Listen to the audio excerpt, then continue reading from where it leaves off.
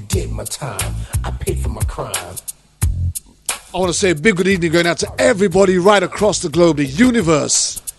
It's Saturday night, it's 6 o'clock GMT. That's British Greenwich Mean Time.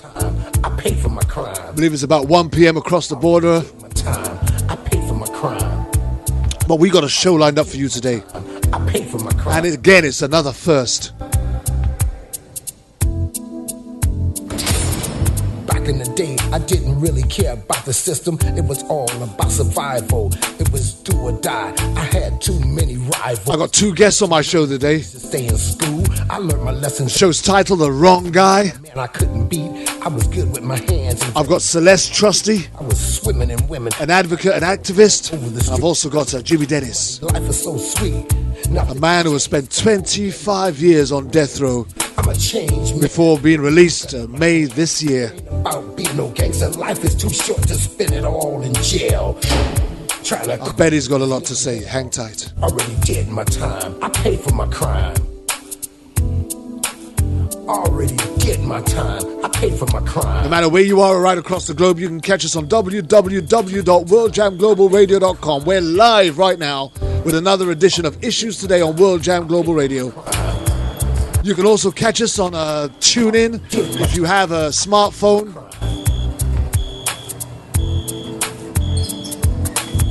Follow us and catch the link on the Issues Today Facebook page. I got how my own supply. I'm not proud of what I had to do.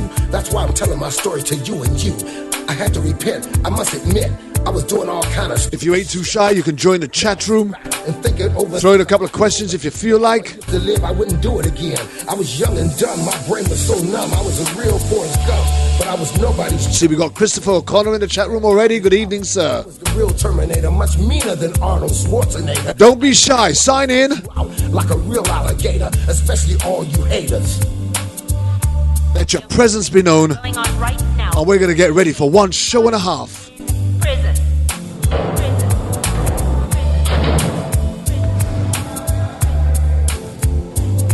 Already did my time. Paid for my crime. Already did my time. We do get to know that most people seem to hide behind the scenes on the website. My time. Most people don't even like to let it be known that they're tuning in, but it's okay. We got you. Already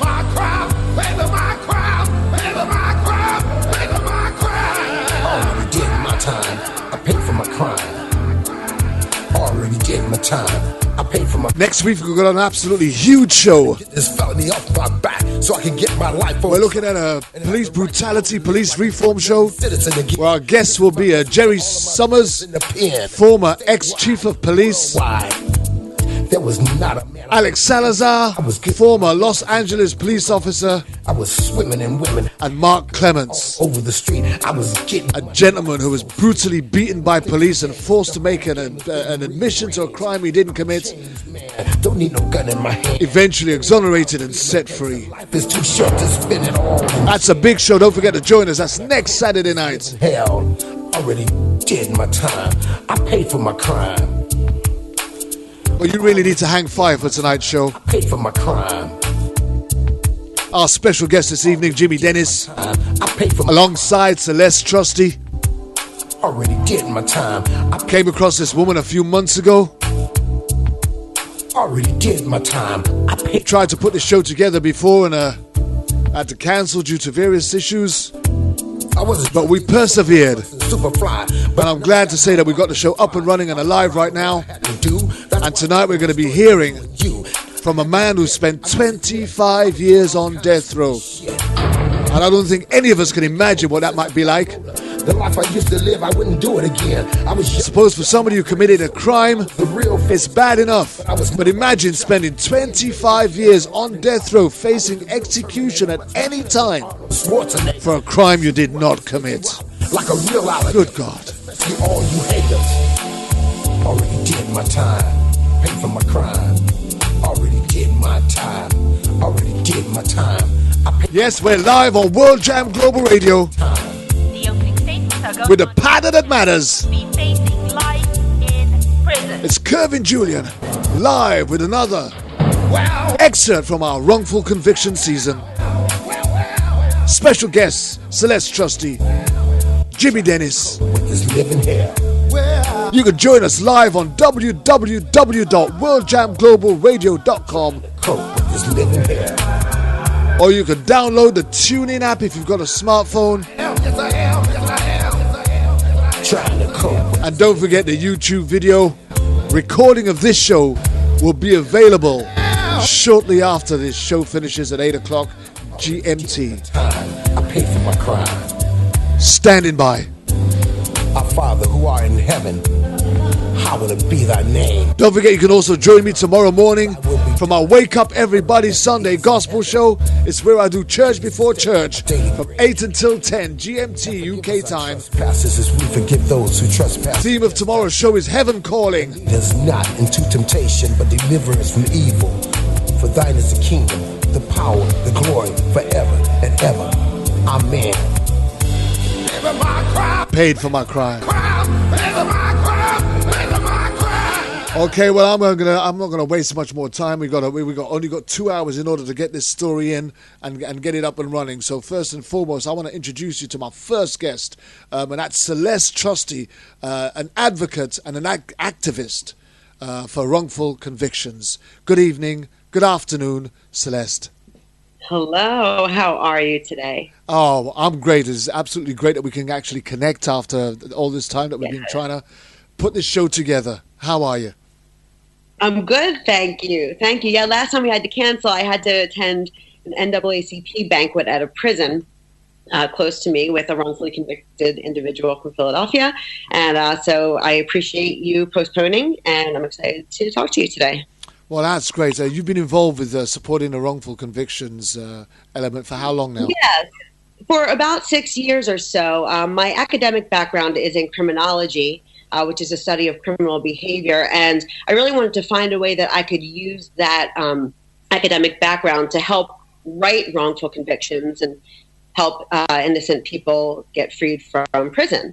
And so Jimmy's case actually stood out to me because I'm from the Philadelphia area, and I really wanted to look at a case that was so egregious as my first case that I could really just find the patterns within the police misconduct and the prosecution misconduct and try to find any way that I could help Jimmy. And I noticed how awful his prosecutor was, his defense attorney was, and so I started talking to Jimmy and really getting to know him as a person. And getting to know Jimmy as a person is really what made me dive into his case, but also want to try to help other wrongfully convicted people, especially now that Jimmy is free. That's great. And, I take my hat off to you and all the other frontline fighters. Prosecutorial misconduct, from our side of the border, we don't get to witness it on the same scale and level that you do over stateside. But it's a real big issue out there, isn't it? It really is a big issue. I mean, in Philadelphia especially, right now, we just had a great DA's race and an amazing progressive DA got elected, Larry Krasner. He is really focused on wrongful convictions. He's focused on environmental crime. He's focused on ending cash bail. Really amazing things that will help reduce the victimization of people in Philadelphia, especially the vulnerable, the minorities and the poor. But our DA before that is actually in federal prison. And this DA was very involved in the ending of Jimmy's case in a negative way. And so we've had a very, very bad history of DAs in our city's history. And Jimmy's prosecutor, Roger King, he's involved in a lot of cases that are extremely questionable, but a lot of cases that have already ended in either exonerations or the reduction of sentences or the release of those individuals. Yet he prided himself on going after the death penalty in cases all the time, and he won. And, instead of focusing on actually getting justice, he was focused on conviction rates. And, he is no longer with us. He died just a couple years ago at a very interesting time, shortly after one of a major breakthrough in Jimmy's case. But we really are ready for change in Philadelphia, and this recent election is so exciting, and the energy that we can feel in the political justice movement is outrageous, and I'm really excited to be involved right now. That's great news. Just before we go to Jimmy, One of the things that I felt that I needed to say on the back of that was we've dealt with many cases revolving around the wrongful conviction arena, not just around Black Lives Matters or unlawful killings and various other concepts, but in the wrongful convictions, and even one recently that we dealt with where the individual had been I think it's 12 years is now he's been in prison. 3 federal judges has already overturned his conviction. Yes. And the only reason he's still in jail is because his inept, incompetent attorney failed to file the legal papers for the appeal in time. Because you got apparently you got a time limit in order to get your paper. That's right. And he missed the deadline. And I believe that there was a reason why he missed the deadline. I think he'd had some tragedies in his family, lost a father or something, and had been caught up in that and missed out on the deadline. But although the convictions have been overturned and he's literally been exonerated, he's actually still incarcerated simply because the attorney. And I can't understand how, if you know someone is innocent, why we can't just find a way to fix that and put it right. Exactly. It's outrageous. So there we go, and then we're going to lead that leads us perfectly into how a man can spend 25 years on death row before eventually finding himself free for a crime he didn't commit. And I take my hat off, and it's an honor for me to introduce Jimmy Dennis to World Jam Global Radio's Issues Today. Good evening, Jimmy. How you doing? And thank you for having me. It's a pleasure, Jimmy. Jimmy, tell me a little bit about yourself. I want to know. I want to know who Jimmy is. How old are you now, and where are you from? And tell us a little bit about where you grew up, please. I'm 47 years old. I grew up in Abbotsford Projects, the North Philadelphia section of the city. I was a family man. I love my mother, my dad, my sisters, and my brothers. So I take it you came from a regular type of family, right? I came from a regular type of family, and my love and my passion was music. Okay. From the time I was a baby, all I wanted to ever do and be was a musician and a singer, and that was my dream. That was the goal I was pursuing before I was stolen away. I had a singing group at the time before I was stolen away, and that was my passion and my love. And anybody who had heard me sing or would come to my concerts or talent shows that I would perform, and they would tell you that I loved it immensely. And I loved singing for people and making them happy from the songs that I would sing at that time with my group. And I was a friend. I was a brother. I was a son. And I had a daughter, and I had a younger daughter on the way. And within a matter of no time, it was all stolen away from me. My dreams, being able to see my youngest daughter born, it all just disappeared. Tell me a little bit about the case that was to eventually, inevitably, turn your life upside down. What actually happened? What was the scenario that took place? The case was that a young lady was robbed for a pair of gold earrings by 3 perpetrators, and that was that's the entirety of the case. And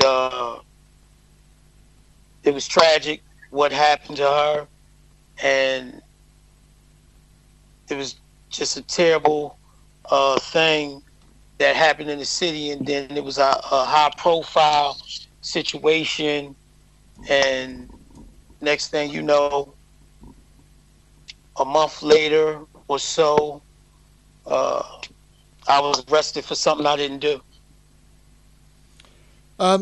If I remember correctly, there were two girls involved in that issue. One of them was killed, obviously, and the other one got away, right? Or she hid. Right. Okay. These three perpetrators then robbed the other one, the remaining girl, not the one that hid, the other one that robbed her of this gold earring. Yes. And then made their getaway. Yes, that's what they said happened, that the three perpetrators made their getaway, so on and so forth. Now, at the time that this was meant to have been going down, you weren't even in the area, were you? I wasn't even in the area. I was on the other side of town, nowhere near there at all. And there was evidence to prove that I was exactly where I said I was, and that evidence was hid from my attorneys for many years. So from day one, the police, the prosecutor, all knew I was innocent, and they didn't care. So to give you a clear picture of the situation and why mistaken identity is such a huge thing around the world and in this country, because mistaken identities happen all the time. So they said that the perpetrator was 5'10" to 6 feet tall, 180 to 200 pounds, and dark skin complexion as Wesley Snipes, the actor, or you could say Miles Davis, the jazz musician. Okay. Right? So you see a picture of me, you know, my skin complexion is brown skin as a black man, right? Yeah. I stand 5'4". I was 125 pounds at the time that this occurred. And you talking about the crime took place in a matter of seconds. So why was I ever arrested? Why was my life stolen away? It's just utterly ridiculous. So who put you in the frame? How did Jimmy Dennis get to be put in the frame? Let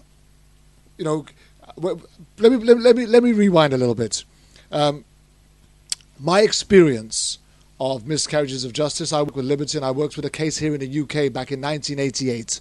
5 guys were arrested and charged for a murder that we all knew they didn't commit, and I was the chairman of the campaign. We campaigned for 4 years. There was 3 of them were sentenced to life, and we got them out of jail after 4 years. That's a miracle in itself. Yeah. But the book that was written by a friend of mine's to commemorate that particular issue or to support that, it was called Fitted In, and the impression that you get from that, and the only way I can explain it is this way, very quickly.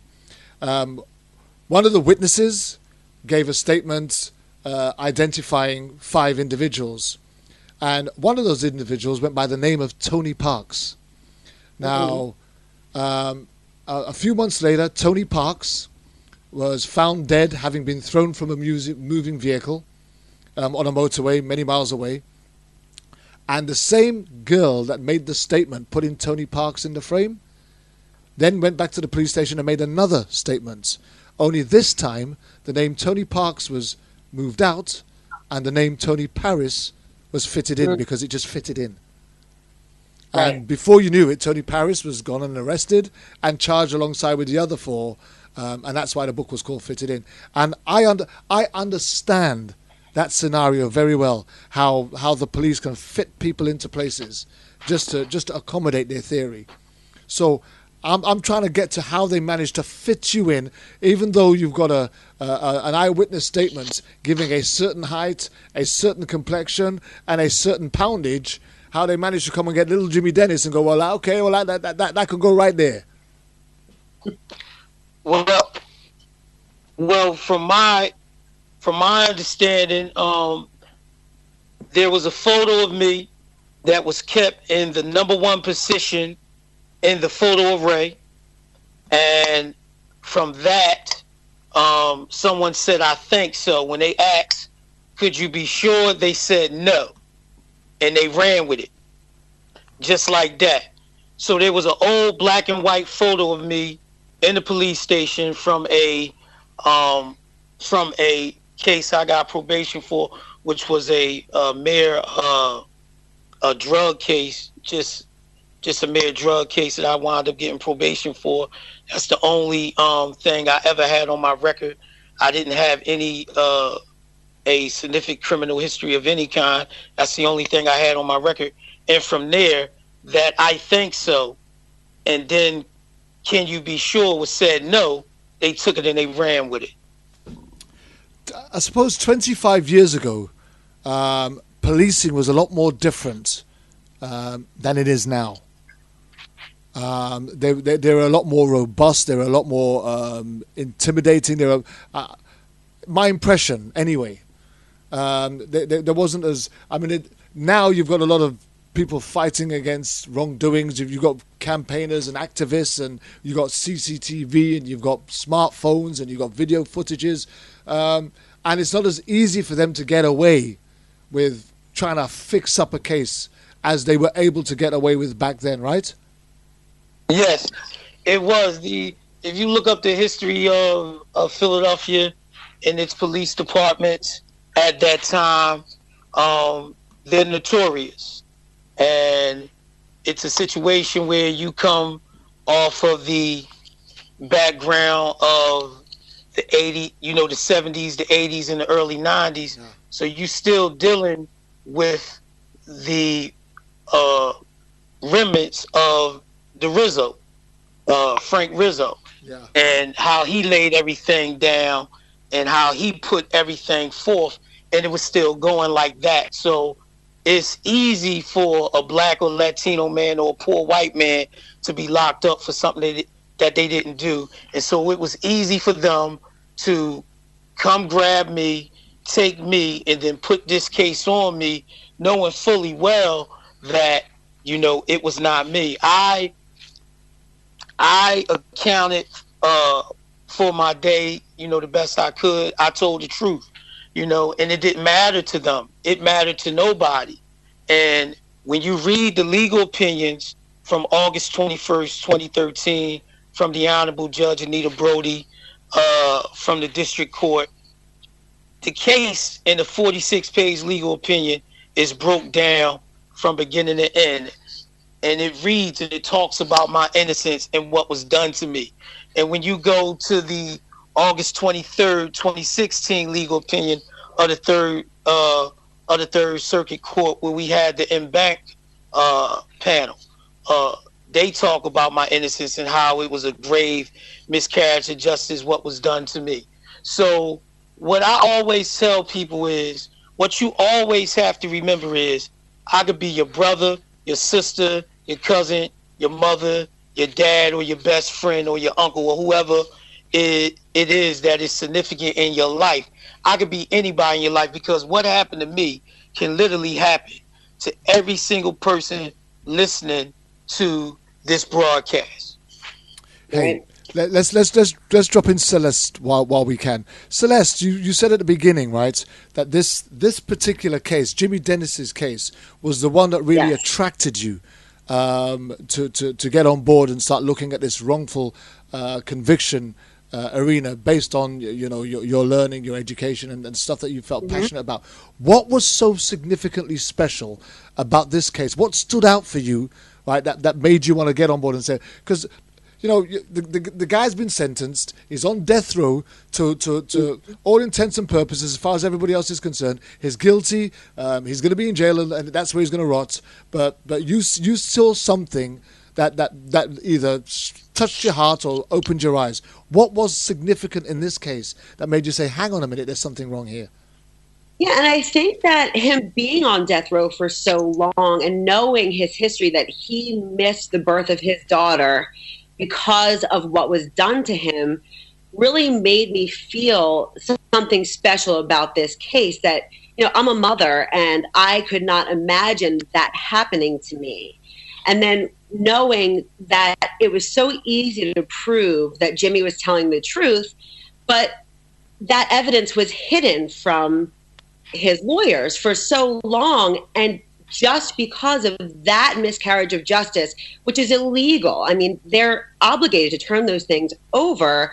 It's exculpatory. And the fact that they were able to get away with that and they signed his death warrant. They were willing to take his life. And the person and the people who actually did commit this crime were able to probably continue to commit crimes. I mean, they were brazen enough to do this in the middle of the day, right outside of a public transportation station. It was crowded. These people who committed this crime were able to then get away with it, yet they took Jimmy's life away, and it was just something that I didn't think was okay. And once I learned about Roger King and the lengths that he went to hide this evidence in order to get Jimmy convicted, knowing full well that he didn't fit the description of any of the perpetrators, that he was the only person arrested, knowing that there were 3 people involved. And then I saw the pattern of abuse that, like Jimmy said, the Philadelphia Police Department has a pattern that they are notorious. They operated, and some continue to operate, like a legal gang. They used to go around and just round up people, usually poor people, minorities from the projects, and just say, well, if they're not guilty of this, they're probably guilty of something. And and it was just unfair. And I didn't think that in Philadelphia, because it's a city that I love, that people should be able to get away with this. And I knew that it was continuing. I knew Philadelphia had a pattern of corruption in all layers of the judicial system. And I just, Jimmy's case specifically really touched my heart, because I found the humanity in Jimmy's story. And it was just black and white. He did not do this. And the only reason he was in jail was because the prosecutor and the police lied. And his attorney at the time was awful. And I knew that he wasn't the only case out there. If this could happen to Jimmy, like he said, it could happen to anyone. Absolutely. I mean, one of the things that we've heard quite a lot about in doing these wrongful conviction cases is the standard of attorneys that are afforded to the poor victims. Right. When I say poor victims, I'm referring to those that are about to be convicted. Because right. Here you are, your life's on the line here. You're being charged with one of the most serious crimes a man can stand up in court and face charges against. And you're talking about particular states where there is the death penalty or life in prison for crimes like that. And you're not given proper representation. I mean, how consistent have you found out across the board in researching these wrongful conviction cases? Yeah, in most of the wrongful conviction cases that I've gotten involved in, insufficient defense attorneys are one of those things that continues to pop up. And a lot of the wrongful convictions that I see are against those who were either, raised in the projects or were, of a lower socioeconomic status, who are then given court-appointed attorneys, or even if they do have a private attorney, it's not necessarily one who has the type of experience and record that they should, and, investigation experience that should be required when you're dealing with a capital case. And, there's usually not a lot of time allowed. I've seen in cases where investigators were requested by the defense and the motion was denied. And, there was not enough time for the defense to even prepare with or without an investigator. Whereas a lot of cases where the individual, the suspect, or the person who is going up against the court is of a higher socioeconomic status, they can afford the type of attorneys or publicity that get the type of attention that can help them in the court system. And unfortunately, with wrongful conviction cases that I've seen out of Philadelphia, that's usually just not the case. Let me just go back to Jimmy now. So Jimmy, was you aware of this incident prior to your arrest, or when you was arrested? Was that the first time you'd actually heard that this had actually taken place? No, as far as being aware of it, it was a high-profile case. So when I was arrested, I was aware of it. But when everybody has a checklist, about what an innocent man is supposed to do and what they shouldn't do. They always say an innocent man shouldn't run and so on and so forth. So when I even heard an inkling of any type kind of negative rumors with my name mentioned in it, my dad and I and my two brothers went down to the police station and asked them did they want to speak to me. Signed into the police logbook and everything. And you talking about, weeks later, what have you. But this is what, we went and done. Because this is what you say an innocent man is supposed to do. This is what I did. So hang on a minute, Jimmy. In other words, they didn't come find you. You went to them. Listen, right? I had heard a rumor that they were going around, speaking to people in the community because they were actually talking and they were arresting stick-up boys. So when I heard anything with my name in it, come up, when a rumor came up of any kind, we went down to the police station to see did they want to talk to me, and they said no. But then they came back, a little while later, and they arrested me. Okay. So now I want to talk about the time that they arrested you. Now here you are, in a police station, in a police cell, and you now know that they're hauling you in for this very same incident that you've come and handed yourself in for prior to this occasion, and been told that they're not interested in you, and they're not looking for you. They've let you go, and now they've come back for you. But the severity of the crime. That it's a young girl. That she's been murdered. It's a high-profile case, so somebody's going to get some butt kicking. And now here it looks like they're trying to hang their hat on you. So tell me what that experience was like when you was in the interview room and they first started to ask you the questions. Was you confident? Did you feel like you was being stitched up, or did you just think any minute now they're going to realize that they're making a big mistake and you're going to be walking out of that door? Tell me about that moment. First of all, that whole thing was like strange and crazy to me because this is not who I am as a person.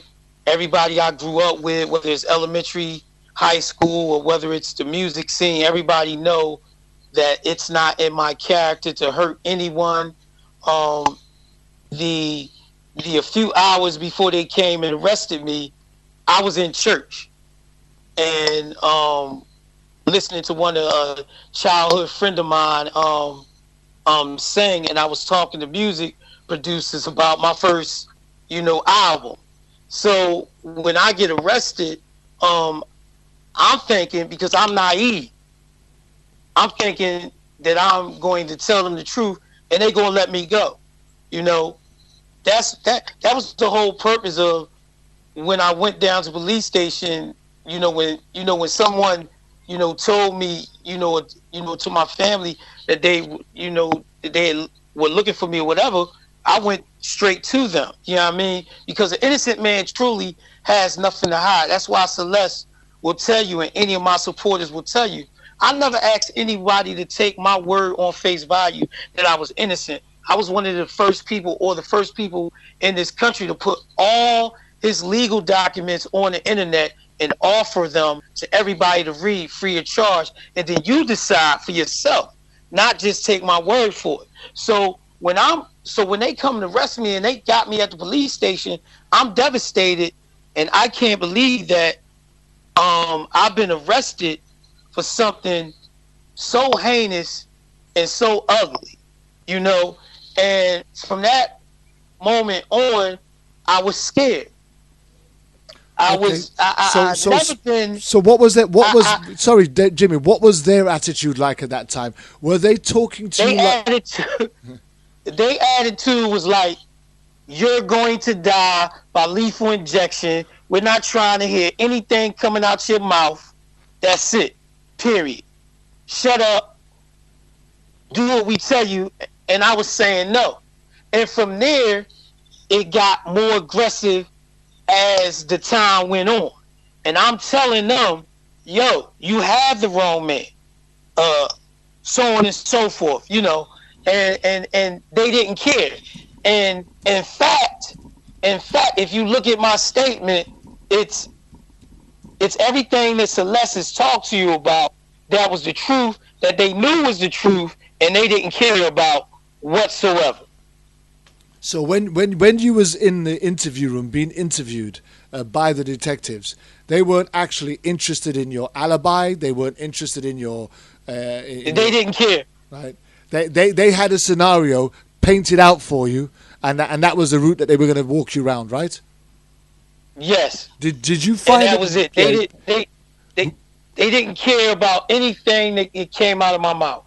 Were they putting words in your mouth? Were they trying to get you to agree to? They tried. They tried to, but I refused to go along with any kind of games like that. Even though I was, scared to death, and I had never been in any kind of situation like this in my life, and. So you had no relationship with these officers. You had no run-ins with them. You had no altercations with them. They had no reason to have a reason to want to have anything against you.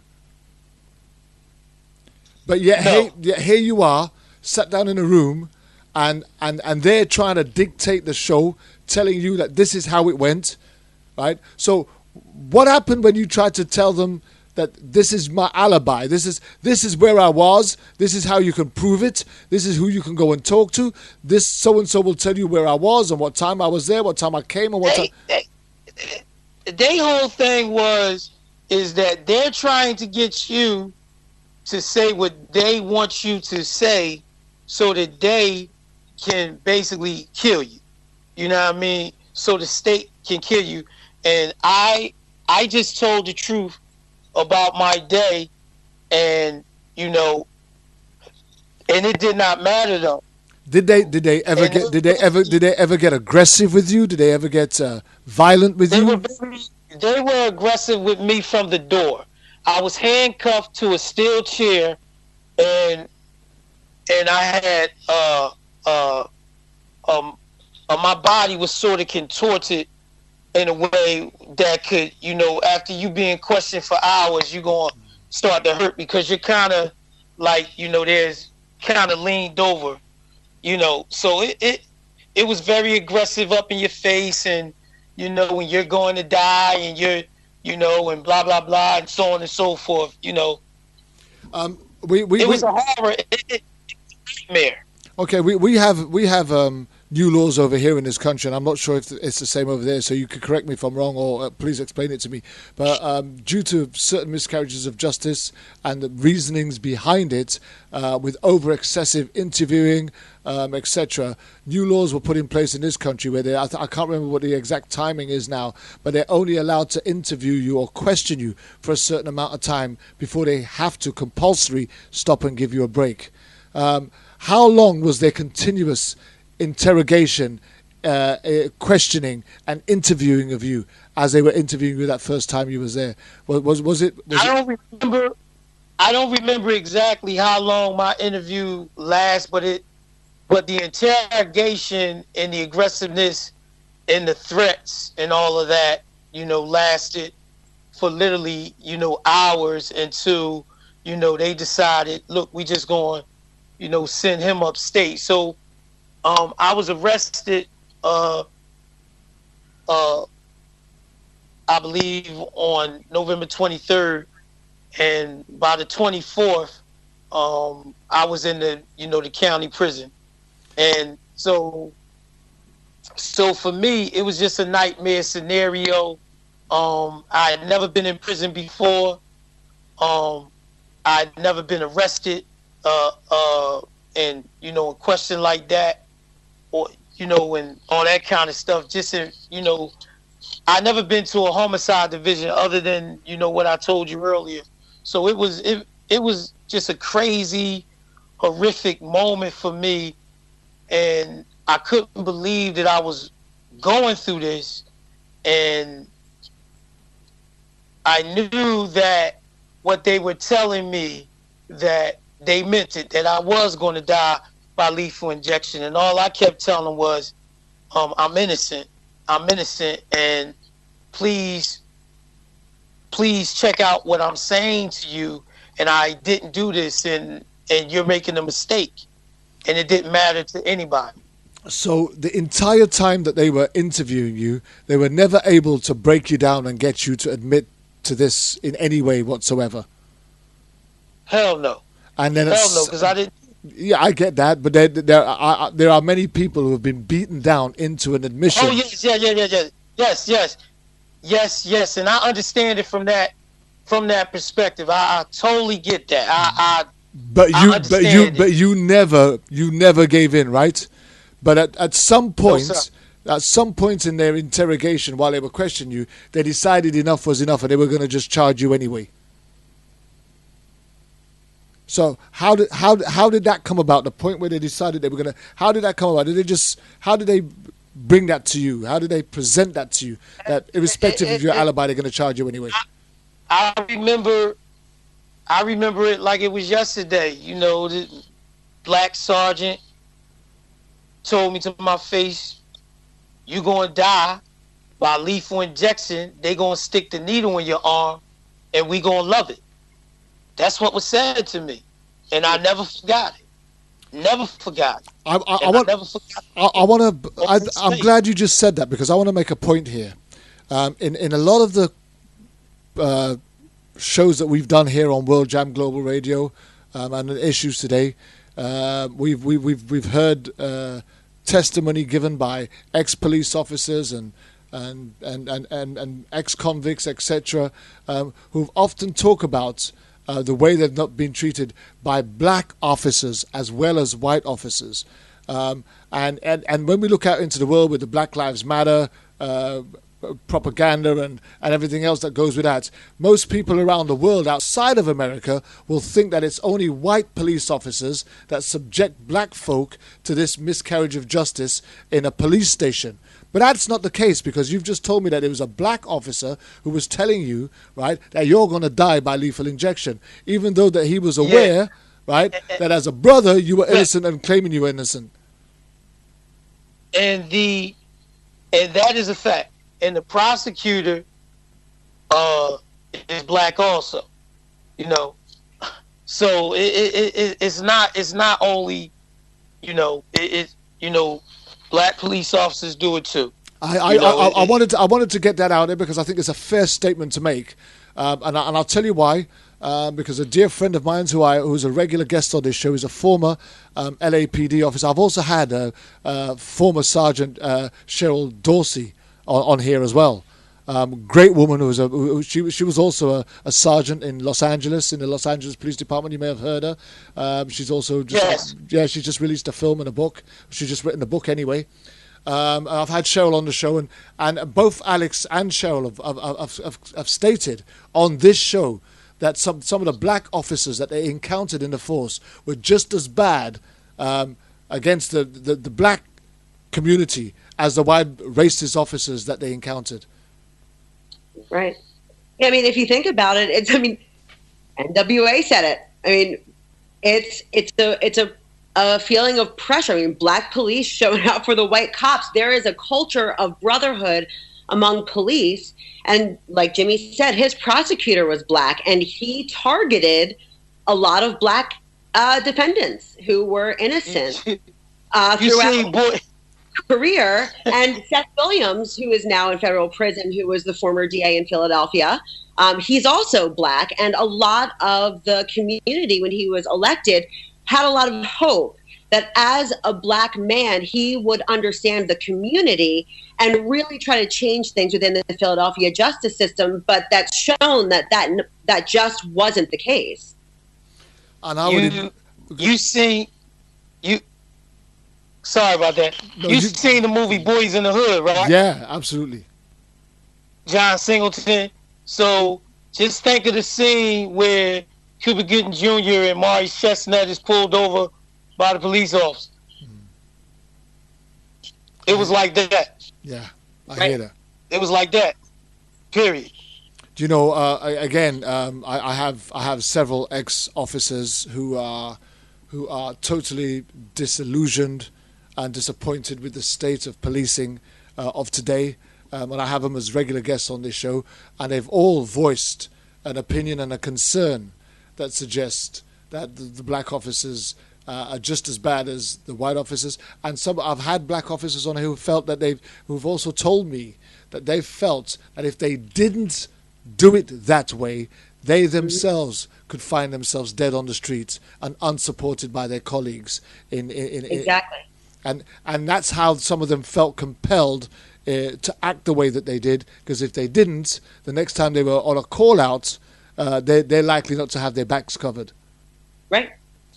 So how broadstream across the board have you found the scenario that Jimmy is talking about, Celeste, as you've researched into this?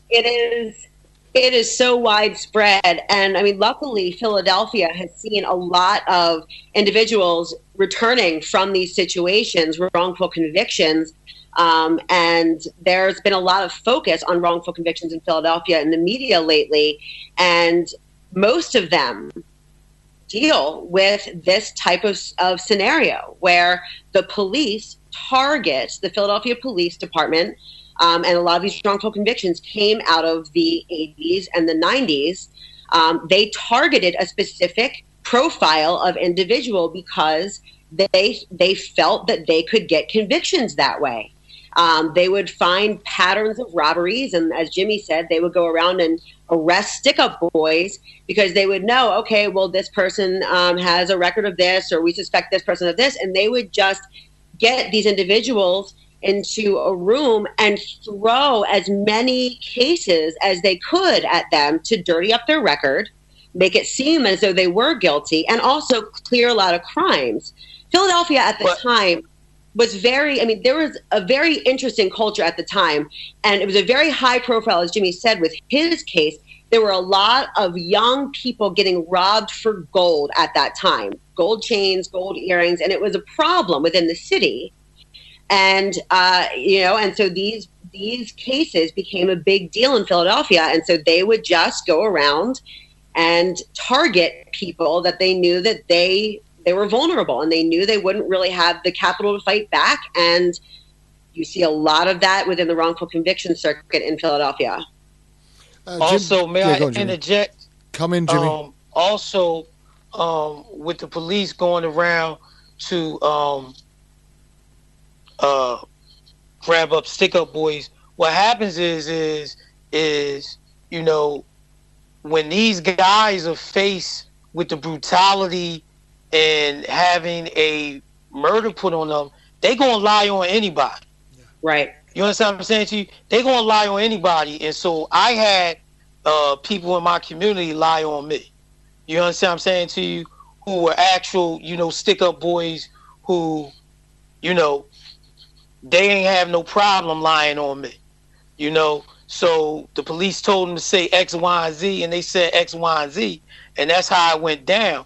And so it was easy to then come and arrest somebody who's not in that life, not in the streets like that, and steal my life away for 25 years. And that's exactly what happened, along with them placing my photo of an old picture of me from 1989 and 1990 in the number one position in the photo array, and then telling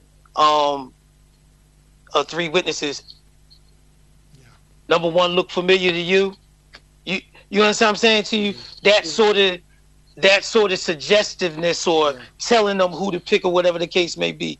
This goes on very often, you know, and mistaken identity is a real thing. And Dr. Elizabeth Loftus teaches that human mind can't properly identify somebody in 2 minutes, let alone seconds. So you talking about a crime that took place in seconds, and then you look at the physical characteristics and the description and how I blatantly don't fit the physical description.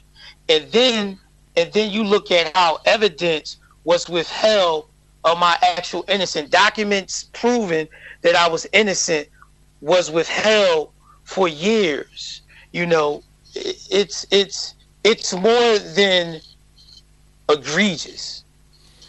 You know, I'm going to go off track just a little bit, and then I'm going to come straight back to you, because it's funny you should say that, Jimmy, because I've often tested myself and my memory on this, because there is very often we've had murder cases here in the UK where we've had the Crime Watch team, or we have a particular news broadcast, and they're trying to give you a make-believe scenario in order to say, well, here's a rerun of what happened. Just try and familiarize yourself with this. See if you can jog your memory. See if you can make you think of anything.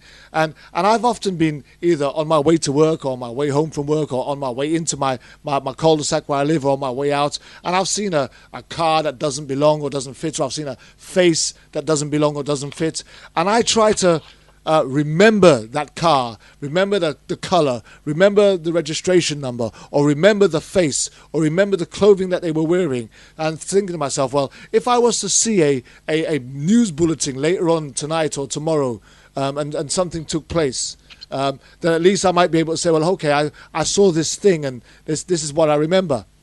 But then, about an hour or so later, I tried to remind myself of what it was that I was trying to remind myself to remember, and I can't, right? So it's funny you should say that, because the human mind cannot retain that information. Right. Let me say this. You know, the human mind doesn't become stronger with identity in time. You know, you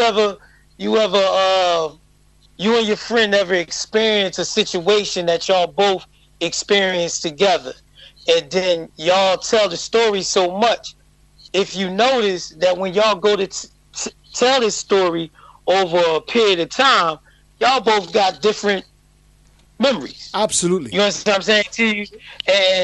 And so here's a statistic for you, for the listeners, just to learn. You know, the Innocence Project found that out of 175 cases by the year of 2013, that out of those 175 cases that were proven innocent through DNA testing, those cases were eyewitness misidentifications. Right.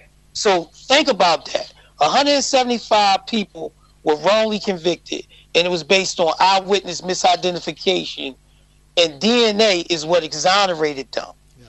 See, so this is a problem that has been going on since the beginning of time. There's a story about Charlie Chaplin entering in a lookalike contest, and everybody did not pick out Charlie Chaplin. Yeah, I've seen that. I've seen that several times here in the UK. They've showed it on TV. They've mentioned it on many occasions.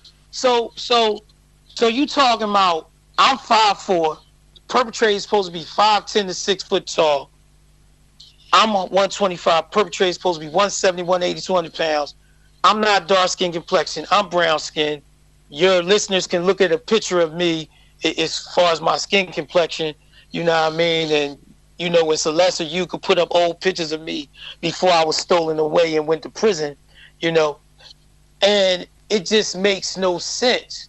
And you're screaming, somebody like me, from the moment that I was stolen away, I started writing every innocent project in the country, or every organization that I could find and reach out for help. I wrote Centurion Ministries, the Reverend James McCloskey, but it's a waiting list. Yeah. It's a long waiting list to, because I'm not the only innocent man or woman in prison. you know. So it's a waiting list, and I realized that I started fighting for myself from day one. I learned the law, and I started to try to build a support team, which took over a decade to do, and only with sheer luck and by the grace of God that I was able to put a support team together, and then meet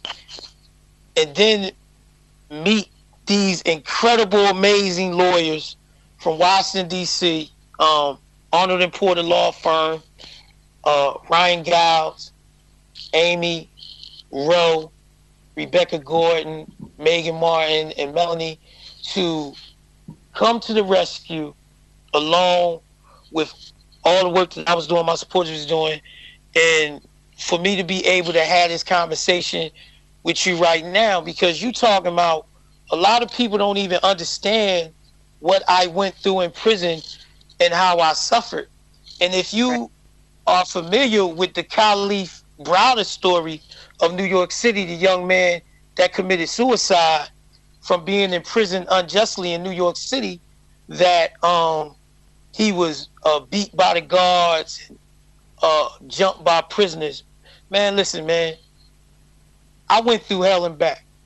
I had a whole prison trying to kill me for something I didn't do, because you can't be in prison for certain crimes like this. Absolutely. Because this is not no manly thing. The perpetrators that done this crime are cowards, simple and plain. And for me, loving people the way that I love them, anybody that grew up with me, like I said, from elementary school to church to high school to whatever, they'll tell you, no, not in a million But I mean, years. These weren't just two girls, were they? They were two schoolgirls. Yes. Right. So the value of what they were wearing couldn't or probably wasn't that much. I never thought about that or anything like that. I just. But I mean, look, you go and rob Donald Trump's wife, right? And she got earrings on. They're likely to be diamond, right? But you're gonna go and get a schoolgirl. Her earrings are likely to be $2, right? Mm-hmm. In comparison. Yeah. So for me, right? You're right. It's a heinous, cowardly crime, right? Right. But and the other thing is that a lot of people didn't know about me, and you know, when Celeste will tell you this, is that my family and I paid for my first attorney. Right. And once again, I had interest from the music industry.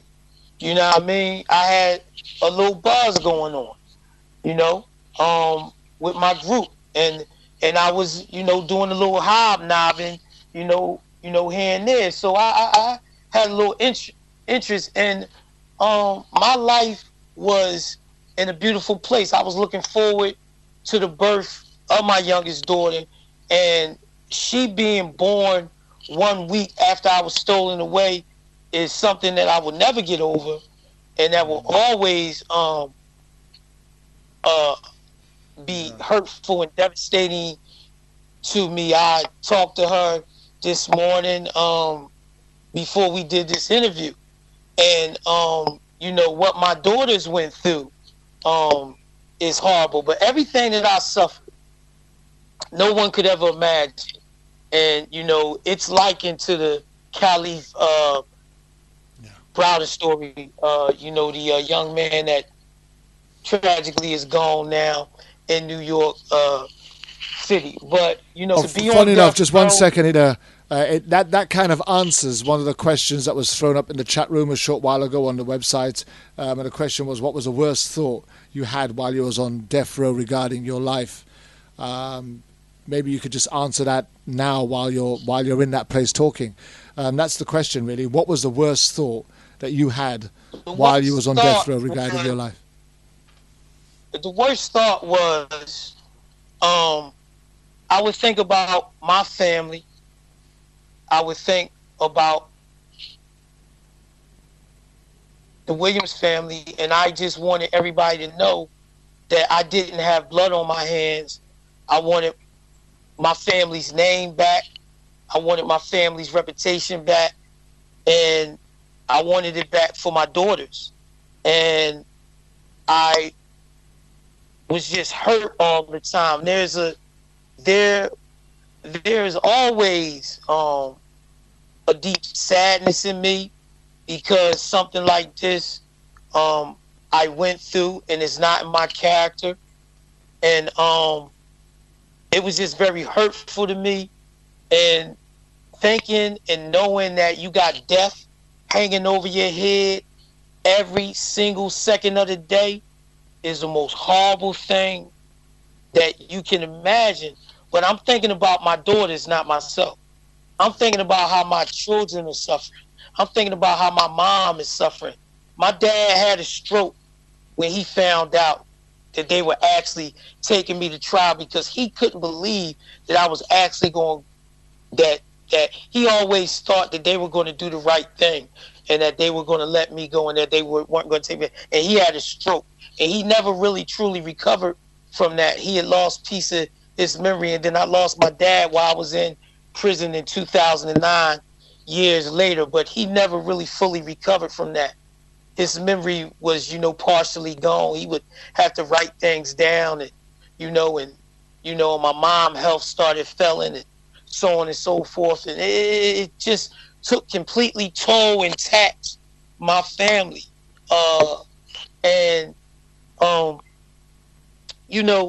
Thinking that you're going to die for something that you didn't do. Listen, it's something to be in prison. Prison is a horrible place for anybody. I don't want anybody to misunderstand that prison is a jungle. You live under inhumane conditions, especially on death row. My brothers are still there. Celeste talked to a guy that's a personal friend of mine, and my brother, his name is Ralph Stokes. He's an innocent man on death row. I'd like for everybody listening to check out his case when you can, and please get involved, and don't think that you can't help, because even if you're in the UK or the Netherlands or Germany or wherever you at, you can still help this man and fight for his freedom, as Celeste and others did for me. Yeah. The thing about being in prison is you're in prison and it's horrible and it's a jungle, and you got to deal with racist guards and prejudiced guards, and you got to deal with people that have multiple personalities, and anything can set anybody off, and so on and so forth, and anything can happen any day. And the bottom line is when you're innocent, it's so much more. Yeah. Right. The pain you feel. Listen, imagine trying to have. Listen, go in your bathroom, and if you don't have a big bathroom, lock yourself in the bathroom, and then tell your friend or your spouse or your significant other to bring you your food. Just open up the door and bring your food all day for 24 hours and sleep in the bathroom. Because I lived in the bathroom, and then I had to get on the phone and try to talk to my mother for 15 minutes. I had to deal with whatever my daughters were going through or whatever they were feeling in 15 minutes. You can't do it.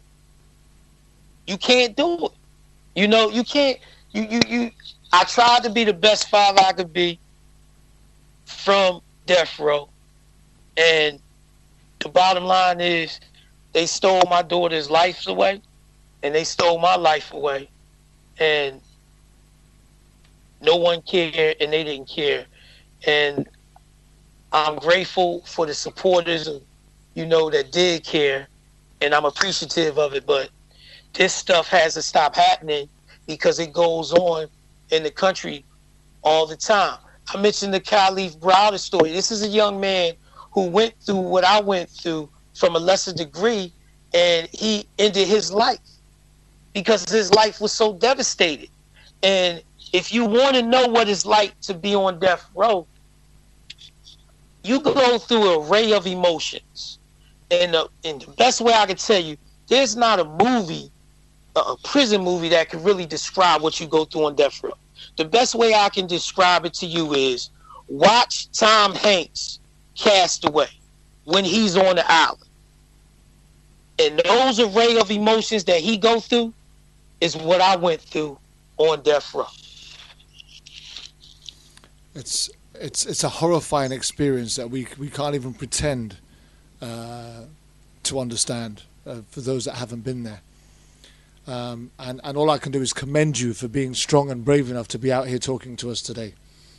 And I'm going to try and dig a little bit deeper and get some more emotion out of you before the show is over. But I want to take you back to the time that you spent in the court. We're going to go backwards and forwards, trying to tell the story like it is, just so that the audience can get a real understanding of what you go through. Because later on, we're also going to be talking about your website and the donations that people can come forward with, and how they can support you financially. That's something that we're going to do. We're going to give you time to do as well. But when you was in court, was there a time when you thought that the jury is going to come back with the right verdict, or was it always being presented? Was you always sat there thinking, your chips are up, you're going down for this, whether you did it or not? For me, I always had hope that the right thing would happen no matter what was going on in the court. I always had hope that people would see the truth, because there was a point in time where they told me to stand up in court, and they measured me. They actually took a tape measure and measured me, and they seen that I was 5'4". You understand what I'm saying to you? So when they pull out the tape measure and they measure me, I'm like, yeah, well, people can really see that I'm not, when I'm 125 pounds and I'm 5'4" and I'm not, dark skin. I'm thinking that but the jury foreman was going to sleep. Okay? Another member of the jury was going to sleep. When it was brought to the judge's attention, it wasn't a mistrial. It should have been a mistrial, because when you're going to sleep, you're not paying attention. So you got two jury members going to sleep and not paying attention, right? So it should have been a mistrial right there, and then pick another jury, start all over, or whatever you're going to do. But that didn't happen. I remember that sitting down in the seat, and they adjourned the jury to go to lunch, and I remember that one woman walked past us up on the top of a platform, so to speak, past the judge, and she clutched her pocketbook as if I could. And I'm saying to myself, you got to be kidding me. You got to be kidding me. And understand that the makeup of my jury was, they didn't want anybody that could identify with me. So what am I saying? They didn't want anybody who was young, who had extensive education, or could think for themselves. They wanted people, and the makeup of the jury was, they wanted people that believed anything that they seen and heard coming off the TV and read in the newspapers, right? They didn't want people that could really scrutinize what they see and hear, right? So basically, the makeup of my jury was, I remember that almost everybody was saying that they believe what the cops always say, or they had family in a cop background, or that they knew people, their family were police officers. And there's nothing wrong with that, but it's not fair, right? Okay? It's not a fair jury. That's not a jury of my peers, is what I'm saying to you. And so there was another moment when I asked my lawyer when I asked my inept lawyer, Lee Mandel, about a button. And I asked him, was the button tested for fingerprints? And he didn't care. And I said, the button should be tested for fingerprints because it will prove my innocence, so on and so forth. And he could have cared less. You understand what I'm saying to you? That's when you start to feel like, oh my God, it's going to take a miracle but God is with me. So I still got faith that this jury can see the truth.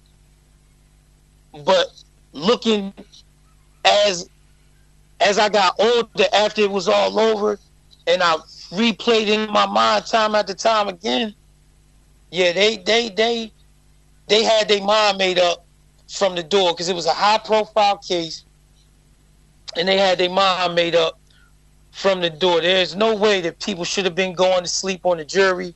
There's no way that, even though a lot of corruption happened at my trial, they still should have been able to see something was wrong. And most of the jurors have told my lawyers in recent years that if they would have had certain evidence in front of them, that the outcome would have been different, so on and so forth. But it is what it is now. Well, also another thing with the jury, Jimmy's case was a capital case, and so it had to be a death-qualified jury, which basically eliminates anybody who would have any sort of skepticism about police conduct, judicial conduct, prosecutorial misconduct, because everybody who's on a death-qualified jury would have to be willing to agree to the death penalty as a possible outcome in this case. Whereas many people who would not agree to a death penalty case would have been able to then have an open mind and see that there was misconduct on all levels of Jimmy's case. But those are the people that they would have rejected from the jury in the first place. Exactly, because they wouldn't have been qualified. It had to be a jury full of people who were willing to give Jimmy the death penalty if that were the case, which means they're very unlikely to question what the police are going to say or what the prosecutor is going to say. You've read through the transcripts of the trial. Hang on a minute, Joe. You've read through the transcripts of the trial, right, Celeste? Yes. And in reading through those transcripts, is there anything that you could see that his attorney, his defense, could have used to turn around at any point? I almost want to laugh, and Jimmy can probably attest to this better than I could, but Jimmy's defense attorney was a sham. He did one of the worst. There are so many things that he could have objected to, and like Jimmy mentioned before, there were things about Jimmy's case, things that hadn't been tested, evidence that hadn't been tested, things that were introduced at trial that should have been objected to, hands down, that just were not done. As Jimmy said, his lawyer didn't care. And if he had a different lawyer, a lawyer who had much more experience dealing with capital homicide cases, Jimmy's outcome might have been different. So, bearing that in mind, because I do want to go back to death row shortly, but I just want to try and tie up a couple of loose ends in the trial and the case itself. 3 perpetrators, getaway driver and 2 robbers, or 3 robbers and one of them being a getaway driver, whichever way they want to put it, whichever dynamics they want to use it as, that's fine. But there were 3 perpetrators, only 1 person arrested and charged. Right. Has any decent, reasonable explanation ever been given as to why the other 2, if Jimmy was one of the 3, have never been apprehended? No. No. In fact, if you go back and you look at the archives of Philadelphia, you will see what a sham is, because you have the district attorney, Roger King, saying, we're coming for the other perpetrators. And that was just a good reel for the 6 o'clock news. Right. So let me just cut on here a minute. So a description was given, which they matched you to. Was a description of the other 2 also given? They had descriptions of the other 2 perpetrators.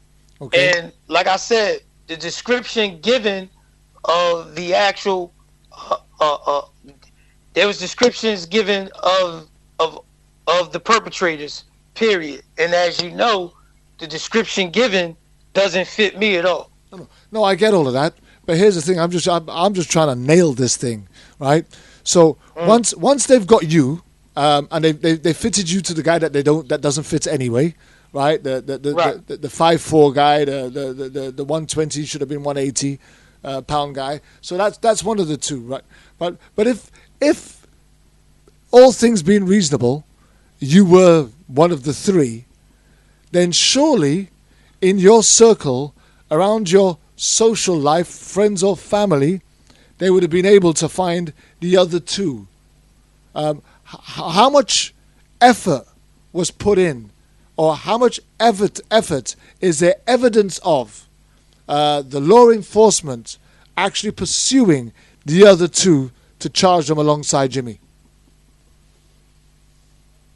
There was not much effort at all. I know they had some other suspects that they interviewed, and in the police notes there are some statements for people that they did say, oh, you're being brought in for questioning on this murder as a suspect for this murder, but nobody else was ever actually arrested or charged in the case except for Jimmy. Okay, I get that, but here's where it starts to fall short again.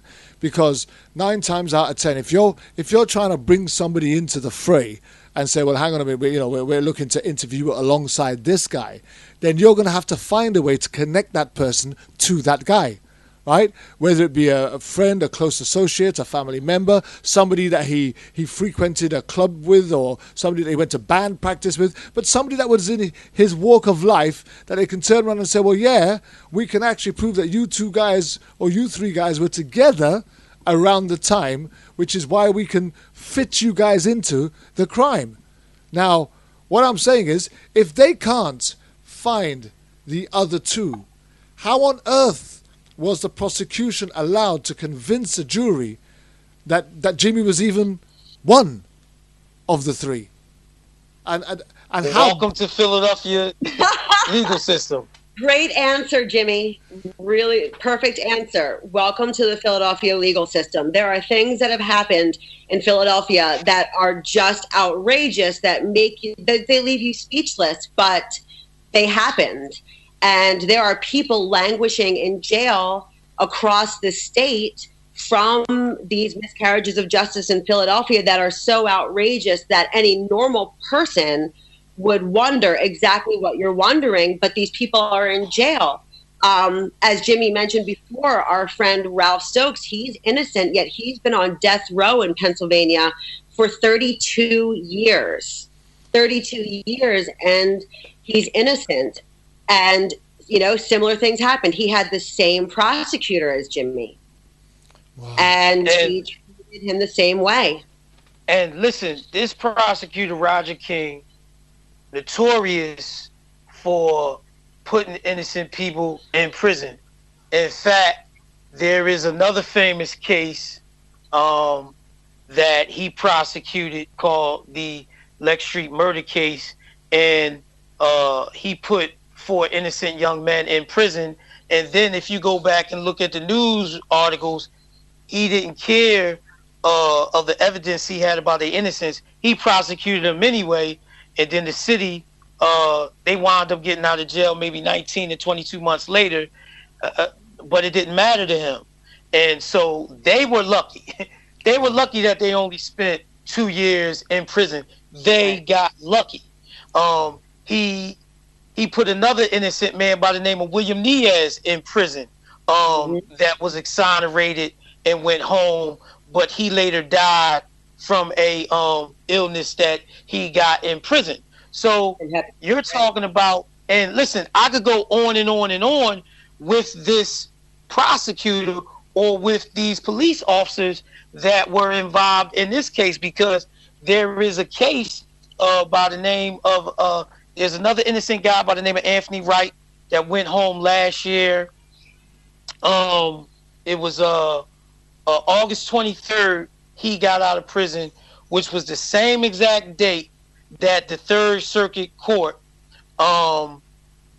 said a grave miscarriage of justice in this case. And the Anthony Wright case is significant is because we had the same police officers that did us dirt And so my point to you is that this goes on all the time. His case moved a little faster than mine because he had life in prison and I was on death row. But he's home now, and hopefully he's doing well. But if you look yesterday, right, if you look at his case and you look at and Celeste will tell you, you look at the civil suit that he's filed, he outlines what happened to me, what happened to him, but what happened to numerous other people dealing with this prosecutor, and then these police officers, because his prosecutor was different, but we had the same police officers. And it outlines a litany of corruption within the Philadelphia area involving these particular police officers, so on and so forth. So this is a problem that goes on all around the country with everybody, and that's why activists, the grassroots activists are so important. That's why Black Lives Matter is so important, and that's why you're so important, because you're giving everybody a voice, you're giving everybody a way to learn about these things, to get involved in a positive way and try to bring about positive change. And I thank you for that. Thanks. I got to thank you. I'm about ready to go just a little bit deeper with you now, Jimmy, because I think we owe it to our audience and our listeners, and we owe it to those that you've left behind on death row in order to really try and tie this thing up. So there you are in a trial. It's a trial that's going to lead to the death penalty, because that's what's on the table. But here comes the day, and there's the verdict. They found you guilty. What was the first thoughts that went through your head when the verdicts came back guilty, and you knew it was death row that you was facing? Well, at that time when the verdict came back, I didn't know what was going to happen, but I was pretty sure they was going to give me the death penalty and not life in prison. I was devastated, and immediately they tell you to stand up, and the jury comes in, and I heard the sheriff remark that they had the verdict before they actually brought me upstairs, and I see my family, I see my friends in the courtroom, and I remember it like it was yesterday. And my sister, when the verdict hit, I cried, and my mother was crying, and my sister was shaking, rocking back in the chair, and my family was trying to comfort my mother. And then I seen grown men that I grew up with, good dudes, that I had never seen cry, because no one could believe it. It was devastating. And I just, at that time, you're just in a different world, man. You know what's ahead of you. You just don't want to believe it. You don't want to be living inside this nightmare, but you are. And to this day, I can't get the images of my daughters, of my mom, sister, and my family and friends, crying in that courtroom scene. And it was just horrible. I don't know no other way to tell you except for I felt devastated. I felt like all was lost, man. I really did. I just felt like all was lost, man. Like, you don't want to face a terrible, horrible moment like that ever, man. And I just dealt with it, the best I could, man. I went back in that cell and I put the towel up to the cell door. Because there ain't no crying in prison, man. You know what I mean? Ain't no crying in prison. And I put my face in the pillow, man. Period. I couldn't believe it. Now, the next thing that you were about to experience, nothing could have prepared you for the experience of walking into a top security jail where you're about to go onto death row. No amount of movies, no amount of documentaries, no amount of articles in a newspaper, no amount of interviews could prepare you for the moments you were about to enter into. And so now you're convicted, you've been found guilty of a crime that you didn't commit, and now you're sentenced to death. Because you're not sentenced to death row, you're sentenced to death, which means that at some point, at any given point, when somebody chooses, you're meant to die, right? That's yes. That's it. So you're walking in there knowing that it could be today, it could be tomorrow, it could be the day after, it could be next week, it could be next month, it could be any time.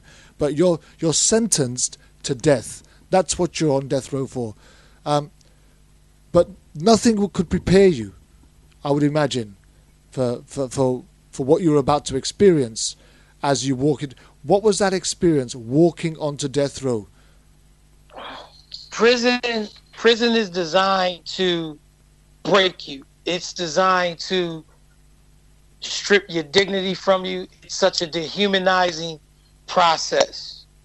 It's meant to destroy the family, which it often does. And walking in there is you're in a reality all of its own. It's almost like you're in a different realm. And being in that realm, you're supposed to be in Pennsylvania, but you're in a city within another city or state. And it's shocking to your system, you know, the things you see, the things you hear, the things that go on, you know, the smell of it. You literally know that death is in the air, and it just reeks to the high heaven, man. It just reeks to the high heaven. There's not a man there that's not scared. Period. Now you said earlier that you can't be in prison for a crime like this. You know, no matter what crimes guys are in prison for, right? You can't be in prison for a crime like this, because for a crime like this, you're just like everybody's piece of meat, right?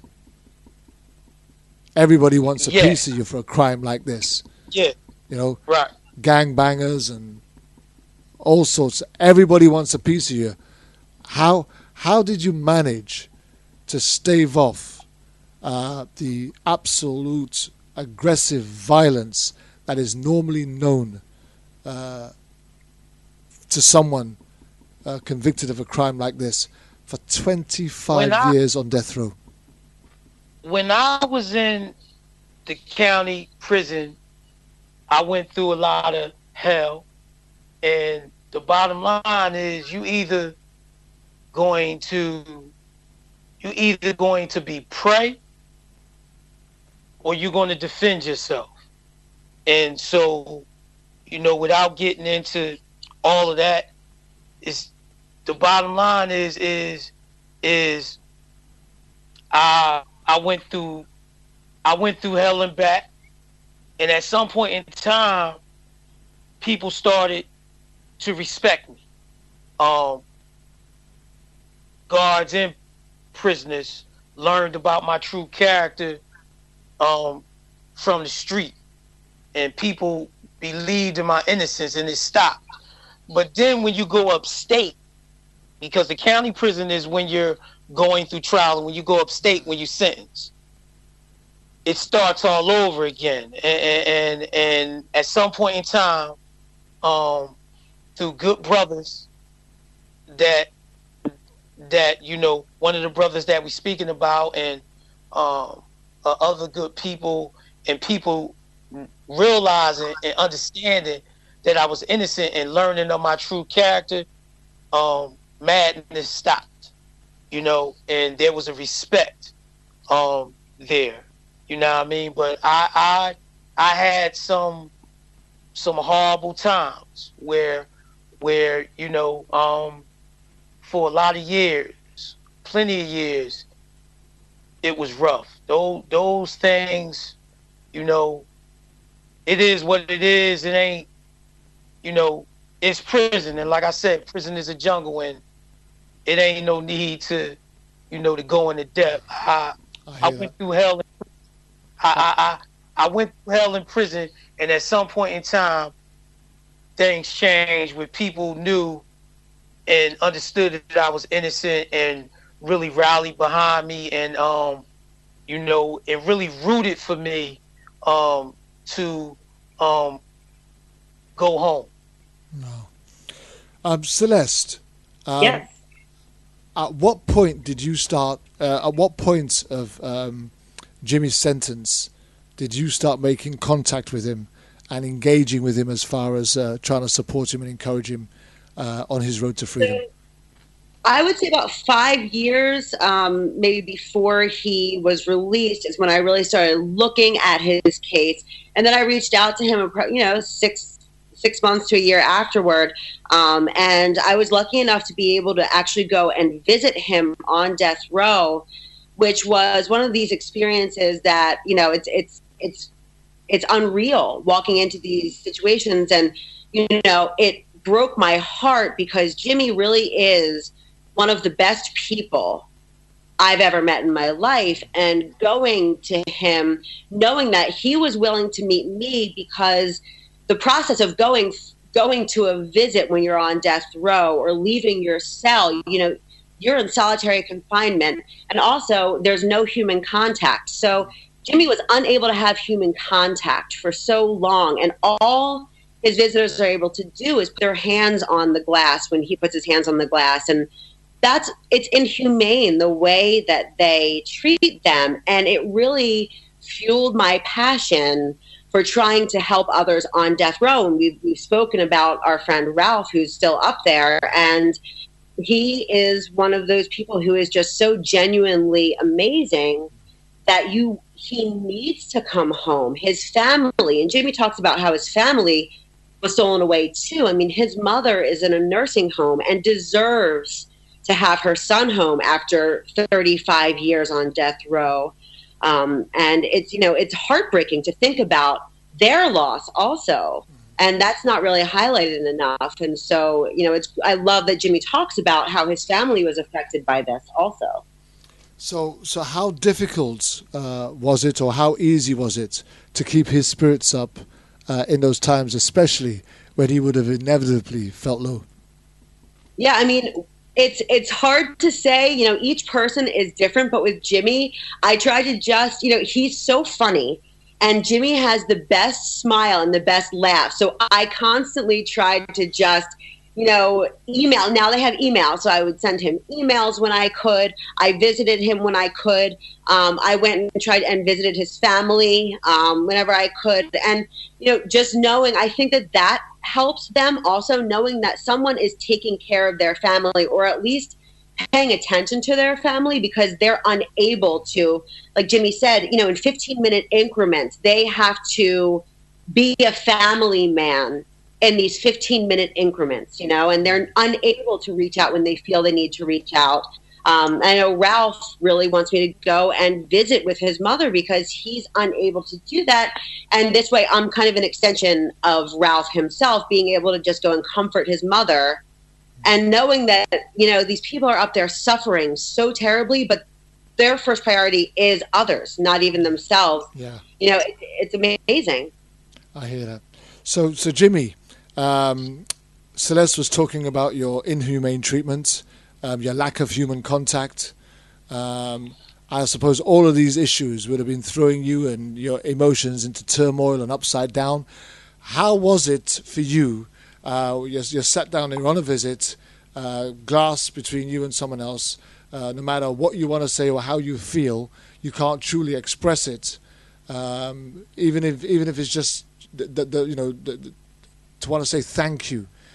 How difficult was it for you to be able to be in control of your emotions, and do you at any time feel that your emotional state was dying because of the starvation you were getting of emotional and human contact? Well, the first thing I want to let you know is at some point in time, for a significant period of over 12 or so years or more, I didn't allow any visits to take place anymore. Maybe something like that. It was a significant long period of time that I didn't allow any visits to take place, because I knew that my body was breaking down, and I knew that mentally it was all wearing on me. So I stopped going to visits. I stopped going to the library. I stopped going to the yard, to the shower, everything. And I created a library within the cell to solely focus 24 hours on legal work and the Justice for Jimmy campaign. That's number one. And I just couldn't take seeing my family or friends walk out the door, and I couldn't walk with them. And I knew that it was taking a toll on them too. Yeah. And no one comes through prison unscathed, especially innocent people don't come through unscathed. So I knew that I was suffering from panic and anxiety attacks. I could not sleep because the light literally stays on 24 hours a day. And since I've been home, I've been diagnosed with post-traumatic stress disorder, panic attacks, anxiety attacks, and night terrors, and I knew when I was in prison that I was suffering from a lot of these things, and that wasn't because nobody diagnosed me. It's because I knew something was going on with me that wasn't right. Now, while I'm always trying to keep everybody's spirits up around me, you feel like you're sinking into a deep, dark morass, and you just wishing and praying for somebody to throw you a lifeline and pull you out of this morass. You understand what I'm saying? Yeah. And for me, it was constantly trying to get people in the country and around the world to engage and speak out about my innocence, to help me. Those things gave me strength. Those things gave me courage. And after we got the decision from the Honorable Judge Brody, the first visit I allowed was with my a sister and my wife. And that was the first visit that I allowed in years. And they just basically said they had to come up. And so I let them come up. But I still was out of sorts, I still didn't feel comfortable in that room. You just don't feel comfortable in that box, because you're going from your cell that's literally a bathroom to a box, and you're handcuffed and you're shackled and you got a belt around you. You got to walk this distance, and then you got to deal with this guard's personality. Your family got to come in. They got to be searched. They got to be, and you don't want all of that, because all of it is an invasion. Yeah. All of it's an invasion. I have to be stripped out, literally stripped out before I can leave the cell. I have to be stripped out coming back. That's inhumane. Yeah. You see? And so it all starts to wear on you like, yo, I can't go to the yard for 2 hours. I can't go to the library for 2 hours.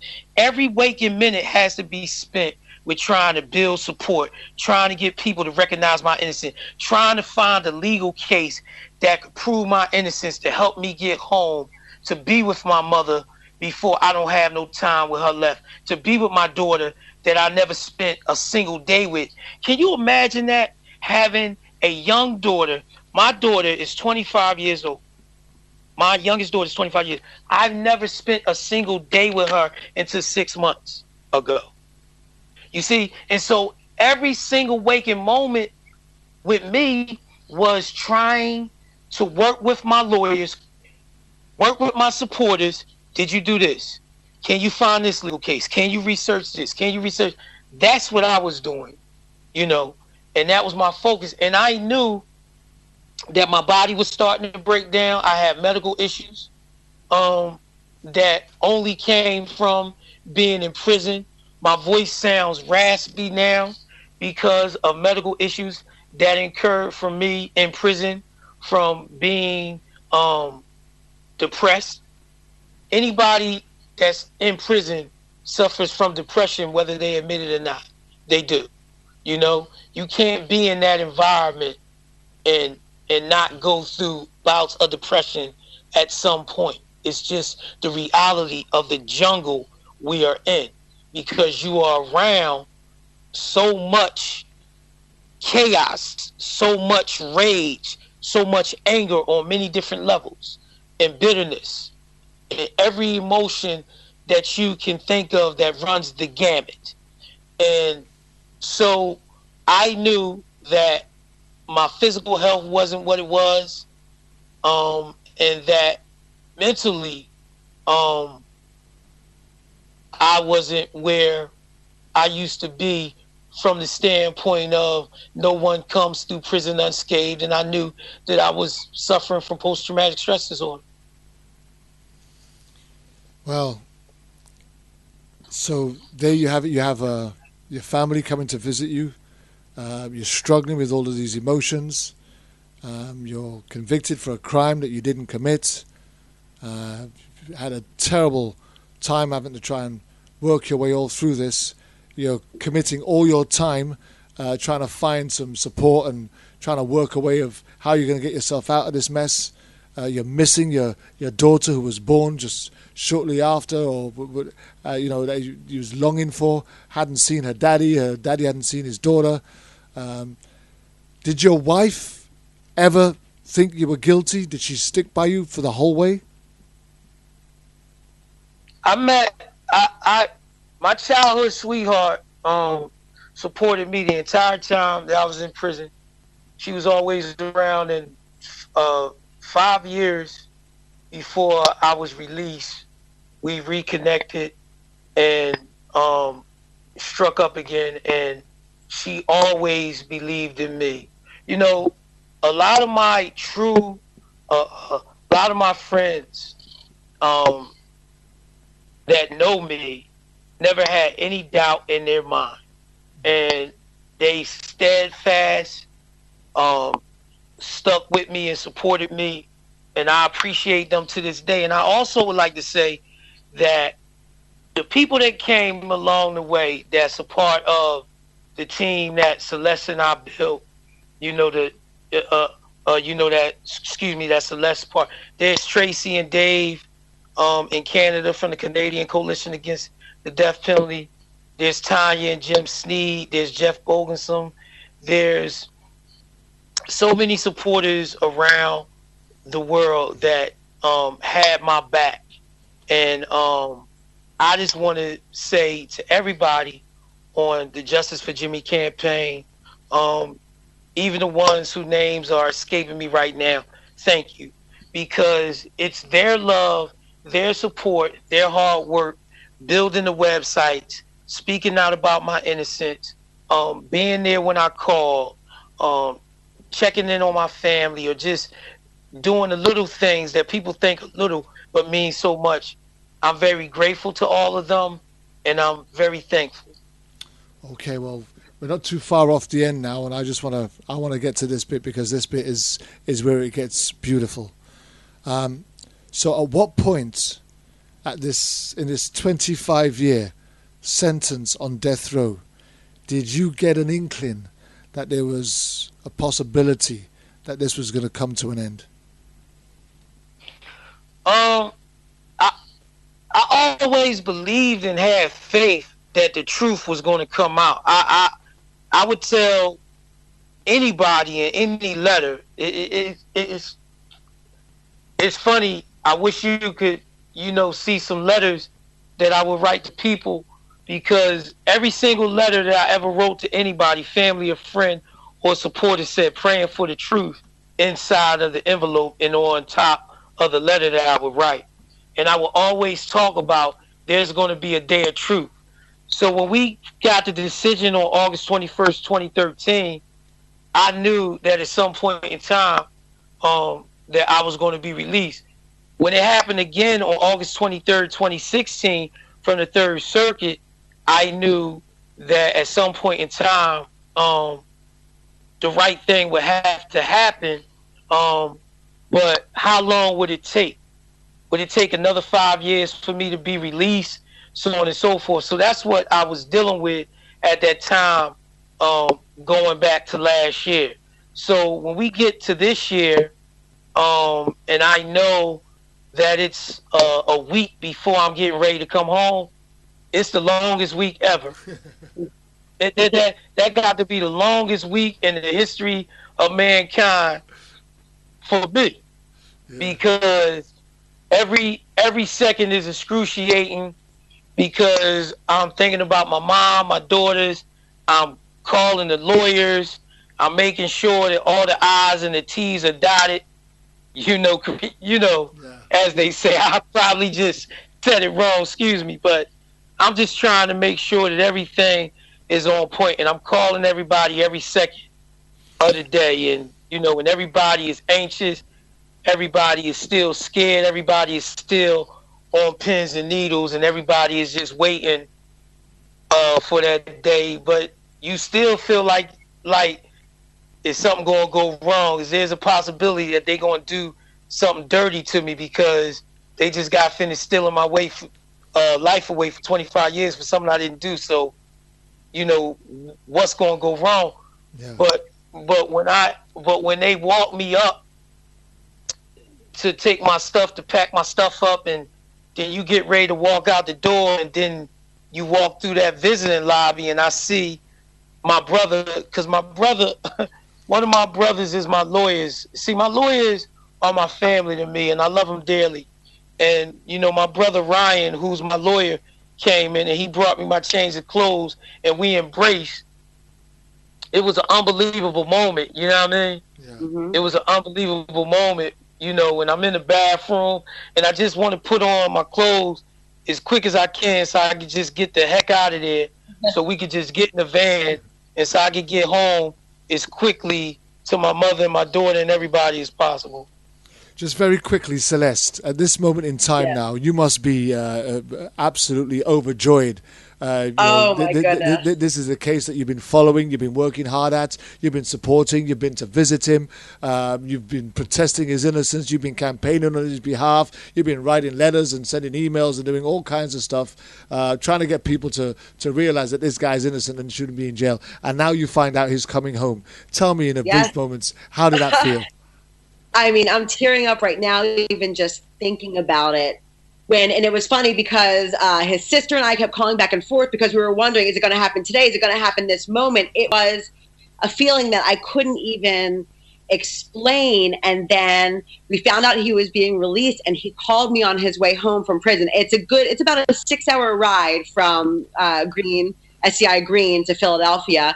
And he called me on his way home, and it was the most surreal feeling because So you didn't know he was getting out that day? We knew that he was getting out that day, but we didn't know it was one of those things, like he said, every minute felt like an hour. Yeah. I mean, I can't even imagine. For us, it felt like that. So I can't even imagine what the last week felt like for him. But they also, the way that his lawyers, and he did it, and it was amazing. They all went to go pick him up, and they surprised his mom and his sister and everybody. And it was just the most beautiful thing to see, to just think about, and just to hear his voice coming through a cell phone, not even, it was beautiful, and it gave me so much hope for the people who are still there, who deserve to come home also. Well, you know, before we give thanks to the work that you and other advocates and activists do, I just want to give Jimmy one more moment to tell us where that moment when you arrive home and the family are all there. You know, you get home, the wife is there, the kids are there, mom and everybody. What was that moment like? You know, you're home now, you're free. You know you're free. What was that like? When I everything is still surreal for me. It's almost like an out of body experience. You know, when I get out the door of the prison and I get to, you know, hug and kiss my wife, and then when we family, the lawyers and my wife and our family get to Philadelphia, and my mom come in and I get to see my daughters and I get to hug them and everything. That was an unforgettable moment. There's a picture of me and my mom sitting side by side, and just me holding her hand and her praying at that moment, you know, blessing the moment we were in as a family and all my family, and seeing my nephew and my nieces and everybody and my brothers. That was like my second oldest brother, my brother Greg. He came to meet us at the halfway point, and we hugged, man. He just couldn't wait till I got to Philadelphia, and that was special. Felt like the prodigal son, right? Right, yeah, I mean, and me being able to call my daughters on his, you know, on the cell, you know, on my lawyer's cell phone and say, "Yo, Daddy coming home, and everything gonna be all right now. Everything gonna be better. You know, I got you. You know, because they, you know, like I said, they suffered more than I. You know, my mother suffered more than I, and so every day I just look forward to talking to them, and being in that moment is something that I'll never forget. You know, and I just hope that going forward, more positive things can happen for me and with the system as a whole. Because the one thing I want to get across to people before this is over, don't believe where you at, you can't help somebody innocent on death row. Yeah. Like I said, write Ralph Stokes at SCI Green, write Anthony Reed at SCI Green, another innocent man. All because you're in the UK don't mean you can help him. You could be the person that can make a difference, just like my lawyers did, and just like, you know, Tracy and Dave in Canada did for me, and Tanya and Jim in Chicago, Illinois, and Jeff Boogumsum, and so on and so forth, and the work that Celeste did and other people did for me. Be the difference. And everything that's going on in the world, right? We could put positive energy and positive change, and it starts with voting the right people in office. No matter where we at, voting the right people in office to bring about positive change, so that we won't be dealing with the issues that we dealing with of police corruption, police brutality, prosecutor misconduct, so on and so forth. And that's why these grassroots positive movements are so important. You know what I mean? And we need to keep the positive energy going, and we need to be mindful that there are innocent people in prison, and we need to get behind them and champion their cause. And if anybody wants to do something for me, they can help by helping Ralph Stokes and Anthony Reed. These are men that I believe in firmly. These are my brothers. They supported me in prison, and they stood by me, you know. And so I think it's very important for us to do that. Okay, well, just before we go, Jimmy, because we are definitely running out of time now, and I promised Celeste, because she was worried about whether or not we could fill this time up, and I told her it would fly.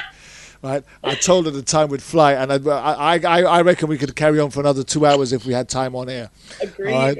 But if anybody wanted to help and support you in any way now, I believe you've got a website, or you've got something that you want to introduce them to that they can support you with?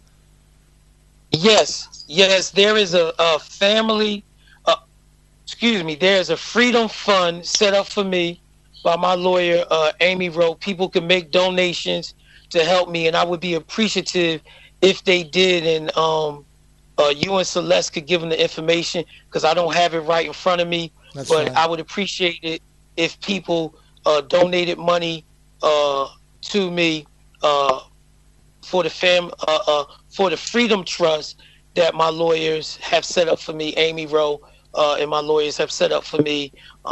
Wonderful lawyers that helped get me out of prison. I would appreciate it. All your donations are welcome, and it would help me a great deal, me and my family a great deal, and I would be most appreciative. Well, once I've got the link, I'll attach it to the link that's going to go with the recording to the show, and we'll be posting it on every social media website we have access to. Thank you so much. But for now, I just want to say a huge thank you, to Celeste for bringing this show together and introducing me to Jimmy. And I just want to say a huge thank you, Jimmy, for sharing your story, your amazing story, right here on World Jam Global Radio and Issues Today. And whatever you do, however you do it, we pray God's speed, God's grace, God's blessings, God's favor on you and your family as you continue to live out your life. We could never give you back the 25 years that they stole from you, but we just hope that we can be a part of the next 25 years and beyond, and watching you do great things. For greater is he that is in you than he that is in the world. Thank you so much for that, and thank you for having me, and I appreciate you giving me this forum and letting your listeners learn about my story and hear about my story. And it means the world to me that you would give me this platform, so I'm very grateful to you, and I'm thankful, and hopefully I could come back in the future and talk about more things with you. I look forward to it. Well, let me tell you this, Jimmy, that's a date. Celeste ain't getting off the hook that easy. I mean, in fact, I had so much hope for her when I first met her, and then she disappeared for a little while. And I thought, oh, what's going on here? But I'm glad they've got her back online, because Celeste, you've done yourself proud. I'm so thankful that we've reconnected, and this connection will stay live. Thank you. Hey, I'll come back anytime. I've got plenty of cases that we could talk about. And unfortunately, there are plenty of cases to talk about. I wish that weren't the case, but absolutely, anytime. Well, once again, guys, I thank you very much for joining us on the show, and I look forward to speaking to you all very soon. And we just wish you all the best for everything that you've got to do for you and your families. God bless you guys. Great, thank you. Likewise. Thank you so much. Thank you. Likewise. Bye-bye. God bless. God bless. Bye-bye. Bye-bye.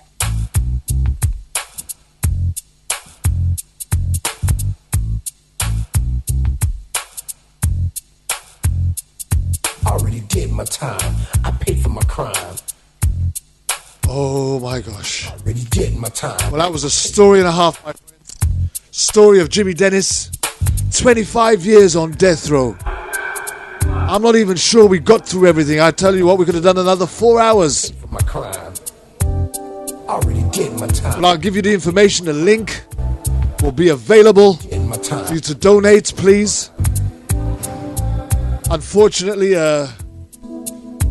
Jimmy and his family are yet to be compensated for the 25 years that he's been incarcerated. I will do everything that we can to support him I was too young and foolish to in putting his life back in the right direction. There was not a man I couldn't beat. I was good with my hands and very quick on my feet. I was swimming in women. I had girls all over the street. I was getting money. Life was so sweet. Now things have changed. The whole game has been rearranged. I'm a changed man. Don't need no gun in my hand. It ain't about being no gangster. Life is too short to spend it all in jail. Trying to cope with this living hell. Already did my time. I paid for my crime. Already did my time. I paid for my crime. Already did my time. I paid for my crime. Don't forget, next week you join me again on World Jam Global Radio and Issues Today. For my crime. Jerry Summers, Mark Clements, Alex Salazar, Paid for my crime. police reform and a police brutality update. I was a drug dealer, so We'll be talking about this and that and a whole lot more. supply. I'm not proud of what I had to do. Don't forget, you can join me tomorrow morning on the Wake Up Everybody Sunday Gospel Show. I must Church before church. kind of stupid shit. Now sit back and think it over since I've gotten older. I want to thank each and everybody for joining us here today on Earth Shoes Today. My brain was so numb, I was And a special big thank you to our guests, nobody's chum. Celeste Trusty, In common, I was the Jimmy Dennis. much meaner than Arnold. We're out of here. I'd chew you up and spit you out like a real alligator, especially all you haters. The opening statements are going on right now. Do you like music like this? Great music all the time. Or like this? The music you love. Maybe this. Great music that makes you want to turn up the volume loud. Or like this. Especially where human life is concerned. Surely, sooner or later, people will realize that lives actually matter. Then you're in the right place. Keep it locked to World Jam Global, where music is harmony. Music 24 hours a day, 365 days a year. Yeah, I'm a World Jam. Hotter than them. See live schedule. This is Younger General, and you can listen to the Younger General's Mix by Mix show each and every Thursday between the hours of 7 and 9 on the World Jam Global. Listen. World Jam Global. Hi, my name is DJ Matt. Join me each and every Sunday for the old school reggae experience, the thing we call Time tunnel. between the hours of 12 and 3 each and every Sunday, all right, on the big one. World Jam Global.